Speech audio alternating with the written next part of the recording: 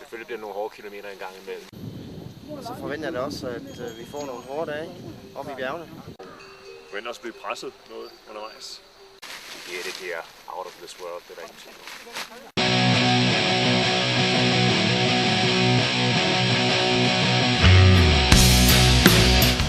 Nu er der ikke så meget luksus længere. Der er en rigtig hård formiddag, synes jeg. Man kan godt mærke, at vi er over 3.000.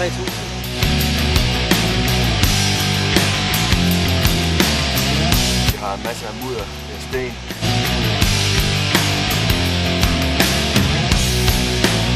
Det er sten og det er mudder, og der er rigtig meget af det.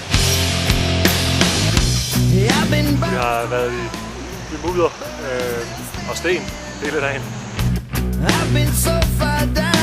Der er meget mudderet. Med en masse store sten, så man skal også bruge masser af koncentration for at kunne ramme de sten der.